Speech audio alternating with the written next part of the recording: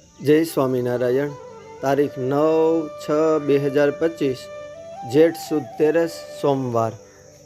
સંવત 1869ના ભીષણ કાળ સમયે રાજસ્થાનથી મારવાડી પરિવાર ગુજરાતના ગોધરા પાસેના રઘવાણ ગામે રહેવા આવેલા।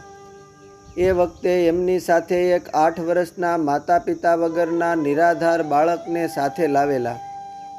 આખું ભયંકર દુકાળનું વરહ ખેત મજૂરી કામ વગેરે કરીને ગુજરાન કરીને સૌએ વ્યતીત કર્યું। દુષ્કાળનું વર્ષ પસાર થતાં સૌ પોતાના ગામે જવા નીકળ્યા। ત્યારે નિરાધાર બાળકને ગામના પટેલ રામદાસને સોંપીને ચાલ્યા। આ રામદાસ પટેલ એ સંતોના યોગે સત્સંગી થયેલા। તેઓએ આ નિરાધાર બાળકને પોતાની વાડીએ સાથી તરીકે રાખ્યો। આ બાળકને પોતાના ઘરના સભ્યની જેમ રામદાસ પટેલે સંસ્કાર અને સત્સંગમાં રાખીને ઉછેર કર્યો। એક વખતે રામદાસ પટેલ રઘવાણ ગામેથી સંઘમાં ગઢપુર જવા નીકળ્યા।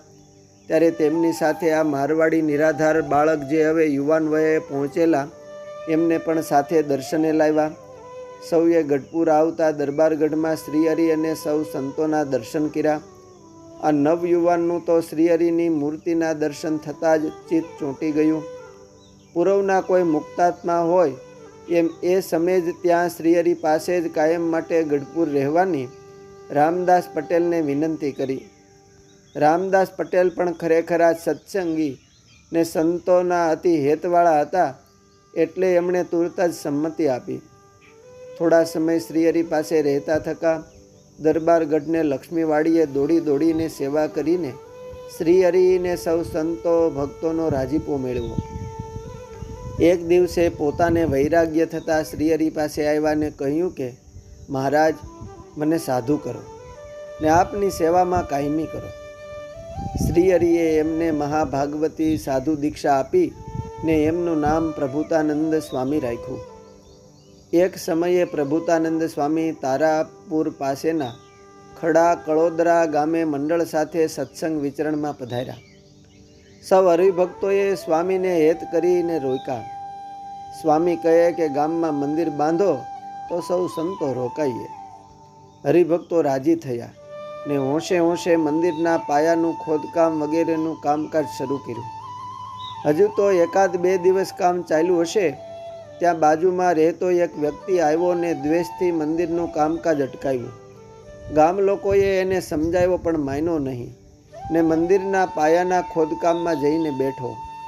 ગામ લોકોએ એને 2-3 વખત ત્યાંથી ઊભો કર્યો પણ એ ફરીને મંદિરના પાયાના ખાડામાં જઈને બેઠો। પ્રભુતાનંદ સ્વામીએ આવીને પણ એને સમજાવ્યો ને ઊભો કરવા પ્રયત્ન કર્યો। તેથી તેણે ખીજાઈને સ્વામીના હાથે કાંડા ઉપર બટકું ભરી લીધું ને લોહીની ધાર છૂટીને હાથમાંથી માંસનો લોચો બહાર આવી ગયો। ક્ષમા મૂર્તિ શ્રીહરિના વચને એકમેક એવા પ્રભુતાનંદ સ્વામી બોલી ઉઠ્યા કે ભલા માણસ, આમ મહામૂલા મોઘા મનુષ્ય દેહે કરીને હડકાયા કૂતરાની જેમ બટકા કેમ ભરે છે? ભગવાનનું મંદિર બને છે તો આડો ન હાલ, નહીતર ભગવાન તને માફ નહીં કરે। એમ કહીને પોતે આઘેરા જઈને ઝાડના છાંયે મહારાજની મૂર્તિ ધારીને ભજન કરવા બેસી ગયા। બીજા સંતો અને હરિભક્તોએ સ્વામીનો હાથ સાફ કર્યો ને પાટો બાંધી દીધો। સ્વામી તો સ્વામિનારાયણ સ્વામિનારાયણ એમ એક ધારું ભજન કરતા હતા। સ્થિત પ્રજ્ઞની જેમ વર્તતા થકા અખંડ ભગવાનનું ભજન કરતા હતા। જેના હૃદયમાં શ્રીહરિનો વાસ છે એવા સંતોનો દ્રોહ કરતા જ એ માણસ 2-4 દિવસમાં જ માંદો પડ્યો ને અડકવાનો જ રોગ લાગુ પડ્યો ને કૂતરાની જેમ ડાચિયા નાખીને દુઃખ પામીને મૃત્યુ પામ્યો।